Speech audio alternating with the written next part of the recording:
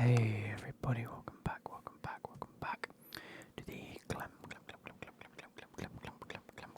ASMR YouTube channel. Now, today's video, as we try and sort this out, about foot mob. There we go. We're going to be briefly talking today about this weekend's results in the Premier League. Gonna do previous. There we go. Okay. I was gonna do a roundup of this weekend's results, as a few of you have asked me over the past couple of weeks if I can do like a weekly roundup. And yes, I am planning on doing some more. Maybe not every week, but sometimes I will be doing some weekly roundups for you guys. And my issue that I had this week is that there was a game on Monday night, so I can't put it out for Monday night because the game hasn't finished yet.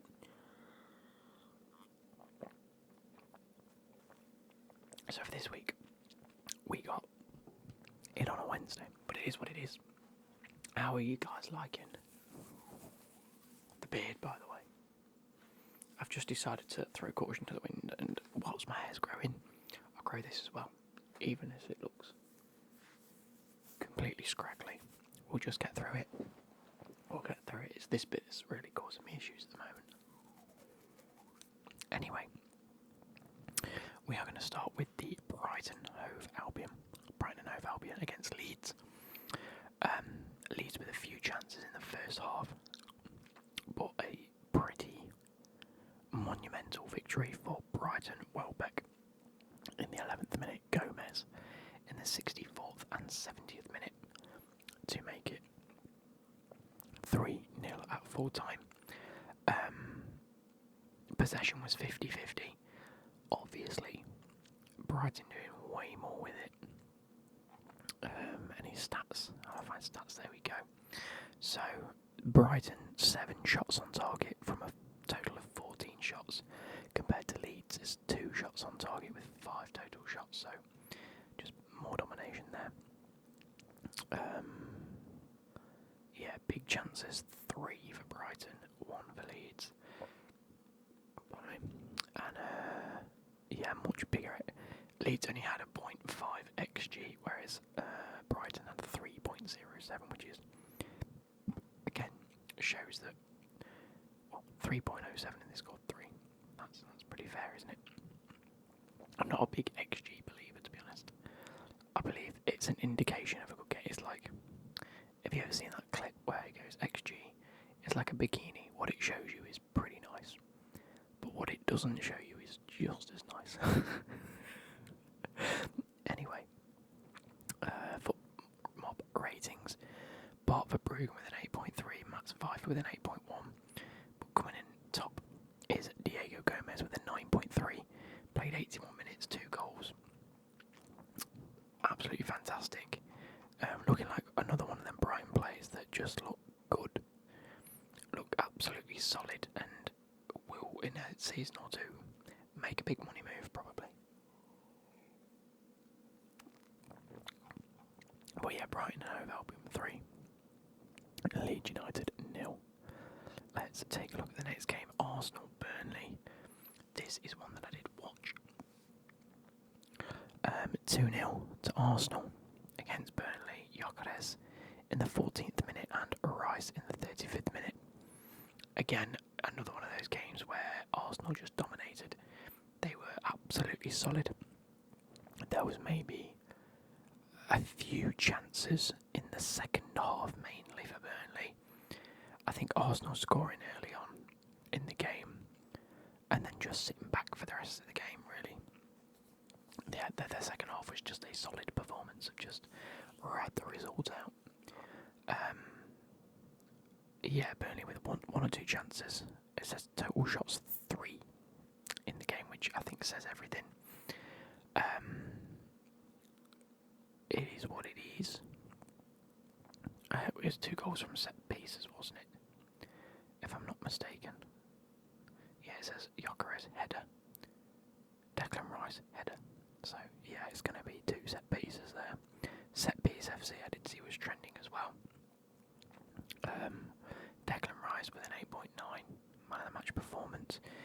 Gyökeres going off on the 46th minute. Mental. Yeah, everyone had a good day at the office. Gabriel again and Saliba both having great games. It is what it is. Arsenal top of the league now. Let's have a look at that. Burnley are now sat 17th. As long as Forest can get a couple wins under their belt or a few more points on the board, they should get up in the league a little bit. But Arsenal now 6 points clear at the top of the league, and they've got Sunderland next. It was just top against bottom, wasn't it? That's exactly what that game was. Unbelievable. We have Crystal Palace, Brentford. Crystal Palace, again, looking like a team that just is on form at the moment. Not necessarily with the momentum in this game, nor the possession, but just 2 goals that were coming. Mateta in the 30th minute, Collins' own goal in the 51st minute. All came during periods of the game where Crystal Palace were dominating. It's not to say that Brentford didn't play well. If we go and take a quick look at the stats. Brentford 6 shots, 2 on target. Crystal Palace 10 shots, 3 on target. Both had one big chance. Brentford with more accurate passes, which probably goes towards the ball possession stats. They are more of a possessive team than Crystal Palace. Crystal Palace do play on the break. All in all, 10 shots, 3 on target. It is what it is. One it that would work. Maybe could have got an extra goal there. But 2-0. Again, solid performance. Puts Crystal Palace up into 9th place now. They've been on really hit and miss form recently. Win, loss, draw, loss, win. 16 points, which puts them 1 behind United, Chelsea and Tottenham, and then 2 points behind Bournemouth, Sunderland and Liverpool. I can't believe 2 of the names are up there. And it's only because Liverpool have lost 4 in a row. It's mental. How are Liverpool up there? They won 6 and then they've lost all 4. No, sorry. They lost 5 and won 5, lost all 4, and then they've won again this weekend, didn't they? Of course they did. We'll get into that. But yeah, Brentford sitting 12th, 3 points below, so really between the 2 of them it was whoever would win that goes up to that 9th spot, whoever lost goes to 12th. It is what it is. Moving on, we do have Fulham and Wolverhampton Wanderers. Wolves, I predicted might have... What did I? Let me just have a quick look. Let's look at my documents.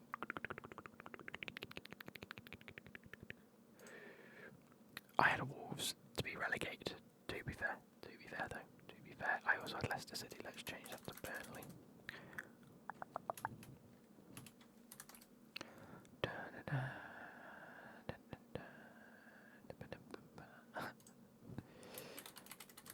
Let's change that before we get it. Anyway. Yeah, so I had Wolves to go down in 19th. They're sat 20th with 2 points. They are having a drastic error. And they play Chelsea this weekend. Further ruined by a Fulham performance. Bearing in mind, Fulham have had some bad results recently. 4 losses on the bounce. Going into the game against Wolves. And they beat them 3-0. I think that just goes to prove how bad Wolves have been this season. I think we are looking at a pretty poor Wolves team. And then obviously sacking the manager. Which isn't great. They're in a bit of bother. They are definitely in a bit of bother. And I can't really see a way forward for them. I don't think they're recruited all that well. And they're going to struggle. Looking at the game specifically, Fulham dominating performance, 19 shots to Wolves 5. Only 6 of those were on target, mind you, and 3 of them went in. So, well, one of them was an own goal. Is what it is. Just a total dominating, 63% possession to Wolves' 37%. So not only having more of the ball, but doing more with it. 10 corners to Wolves' 1. Yet Wolves committed 1 more foul, which just shows they're just desperate now.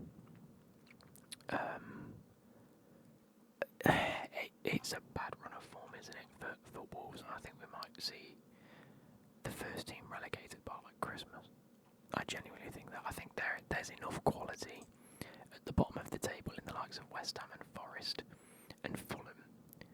And then if we're going to go an extra point above Fulham, Everton and Newcastle, I don't think either of those two teams will be in a relegation scrap. I think it's from 5th down to 20th, and out of all of them, I do think that 19th to 15th could have a really good scrap. I think there's enough talent at Forest and West Ham to steady a big ship.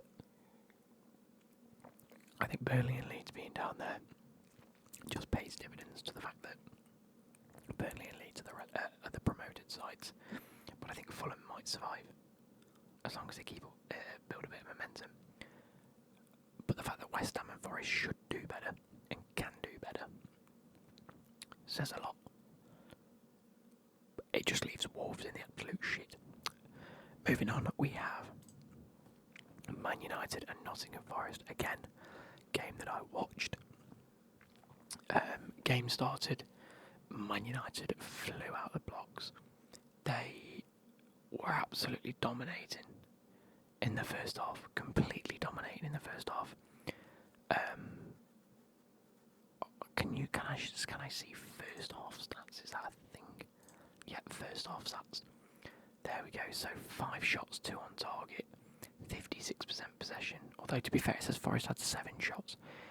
1, 2, 3, 4 of them coming outside the box and being quite wayward. Yeah, wayward on target, wayward, and wayward inside the box. Inside the box, and inside the box. I can't see where that. Oh yeah, inside the box, wayward. The rest of them were on target. So I watched the game. I do think Man United had an incredible first half. More passes, more accurate passes, more inside their own half, which is a bit but we expect that from Man United. Keeping the ball, stopping that Forest counter-attack. Pardon me, sorry. But then Casemiro scoring a really good goal. Free header. No defender challenging him. The smallest man on the pitch scored a header. It was a good goal. I can't complain. Again, shouldn't have been a corner. I don't think the ball went out. But the players have to play to the whistle. They have to play with what's in front of them. The ref gave a corner. It was a corner. They didn't defend it. Second half, Forest came out absolutely firing on all fronts. 2 goals within 2 minutes. Gibbs White in the 48th minute. Savona in the 50th. 2 very good goals again. Really well worked. And I thought, you know what, fair play. Sean Dyche has given them absolute hell. Told them to book their ideas up and get on with it, which they did. Late on in the game, Amad Diallo. Amad scored what is a really good goal actually. Corner, relatively well defended. Ball got cleared towards the edge of the box. Amad with a volley or half volley into the back of the net. You can't complain at a goal like that. It was just one of those where everyone on the pitch was disappointed, but it's a good goal. If you're going to concede a goal, at least concede a good goal. Do you know what I mean? To leave it 2-2, ironically, one of Man United's best performances I've seen personally. I think we can start to see their style of play and their sort of personality showing out on the pitch. They seem to be a bit more hard-working, but also one of Forest's big points this season. If you're looking through the whole season and you're really just trying to fight relegation and get points, that's not one you look at and think you're going to get a point from. So getting a point against Man United, yes, it's at home, but getting a point against Man United is always a plus. Anyway, moving on to Tottenham Chelsea. Big game, big game, especially for me, big Chelsea fan. North London derby, fuck Spurs. It is what it is. Chelsea absolutely battered Spurs. Absolutely battered them. Match stats. 52% possession to their 48. Again, fair enough. Seems quite, average. Seems quite even. It was not. Chelsea's XG was 3.68. We could have scored more goals, and we should have scored more goals. I think Bino Gittin should have had one towards the end. 15 shots total to their 3. Bearing in mind, we were away from home. This was at the Tottenham Hotspur Stadium. This was not a game for a Spurs fan. 9 shots on target to Spurs' 1 shot on target, which was saved. It was a really good shot as well, to be fair. Sanchez did really well to get down and get it. Or Sanchez in goal. Yeah, I had a main brain thing there where I thought, I've said it. But it is what it is. Gusto played okay, Fofana played okay. Cucurella played okay. João Pedro played very well. Netting the goal. But yet again, one of the... And I'm not going to say this. I know I am going to say this. One of the best players in the world, let alone Premier League, Moises Caicedo. I still see people say that he's overrated. I still see people say, I still don't get why Chelsea paid so much money for him. He is stupidly good. He is absolutely outworldly good. He had so many interceptions and tackles, and he just broke up the play and then progressed it himself. He could have scored a couple himself, I think. What an unbelievable game. Very happy as a Chelsea fan at that result. But yeah, 1-0. Tottenham Hotspur absolutely dominated by Chelsea. A couple more left. I didn't think we'd be this long, to be there. Liverpool 2-0 Aston Villa. Yet again, Salah getting on the score sheet, putting them haters to rest. Yes, he's had a pretty poor run of form recently, but it's Mo Salah. He is a world-class player. He has tied Rooney's record as champion and losing run. 250th goal for the club for Mo Salah. I think he's equalled the amount of goals and assists for the same club, I believe. 45th minute, Mo Salah 1-0. This was after Ekitike's goal was ruled offside, which it was quite offside. And then, of course, Ryan Gravenberch scoring in the 58th minute. It then went to quite a boring game. I think it was quite end-to-end. Aston Villa maybe had a chance or two. Nothing overly spectacular. But just a good, solid Premier League game. A good, solid Premier League game at 8 o'clock at night. I'm still not used to these 8 o'clock kickoffs. We then move on to a true Geordie cry fest. And of course, Lewis Bowden cancelling out Tom Garrett's 3-1 Newcastle shout. Switching it round on TikTok, if you've seen the TikTok or you've seen the clip, where he says, I'm going 3-1 Newcastle, and he goes, reverse mulligan, you can have 3-1 West Ham. It then ended up 3-1 to West Ham. Again, absolutely crucial points for West Ham at this stage. Nuno, I believe, is one of the best managers in the league. Having seen what he can do at Forest, I believe West Ham is in a very similar situation right now. They just need someone to come and steady the ship and just build a culture at the club of winning and just playing for each other, and I believe we saw that. Easily West Ham's best game this weekend, this season. Paqueta on the score sheet, Botman with an own goal, and Souček with a 97th minute. Murphy, after Murphy scoring in the 4th minute and Newcastle going 1-0 up, Newcastle looked very weak. I know momentum suggests that Newcastle should have done more, they had more possession.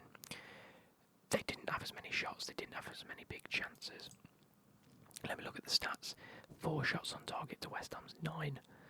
I just think West Ham took their chances very, very well. If we go and take a look, Paqueta with an 8.4 man of the match performance. But Souček coming on in the 61st minute and doing as well as he did. Absolutely phenomenal performance from him. Walter Mardy, yet again, not getting any service. The wingers just not looking to provide this week. It is what it is. But yeah, 3-1 to West Ham. Newcastle looking really flat and really boring and a bit tired, really. And then we move on to West Ham, Man City, Bournemouth. Number 1, a Haaland masterclass. Number 2, a Rayan Cherki masterclass. The two of them together look ridiculous. It's like Rayan Cherki is turned into the De Bruyne region. I mean, he always had the potential. Football Manager and FIFA players will know that. But it was just one of those games where Haaland looked like he was hungry for some goals, and Shirky just looked like every pass he put together just made sense. The first goal to just flick it, or was that the second goal? I think it was the first goal where he just sort of ball came to him and he just didn't even look, just played it forward behind the line. Haaland ran onto it, goal. 17th minute, 25th minute. Tyler Adams equalises with a very good goal from Leeds, Bournemouth. To be fair, and I thought, you know what, we're up for a really good game here. And then it just became Man City domination. Erling Haaland, second with a brace, assisted again by Ryan Shirky.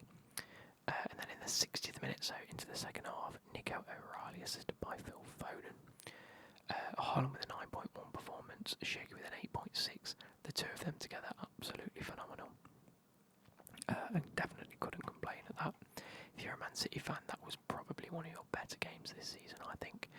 Against a team, don't forget, that are currently sat 5th, and if they'd have won that, would have been sat 2nd place. So, the fact that there are 2 points between 8th and 2nd is ridiculous at this stage. 10 games in, we're basically a quarter of the way through.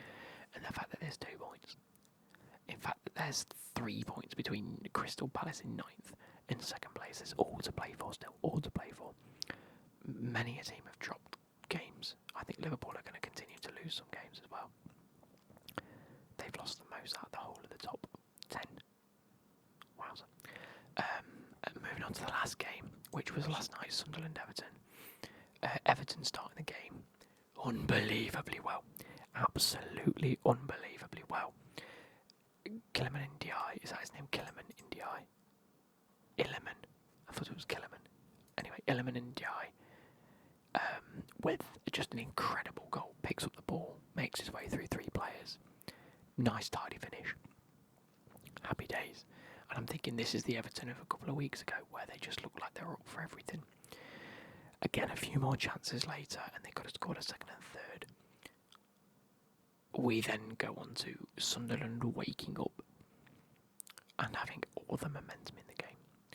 An unbelievable end to the first half and just second half performance from them. Non-stop running.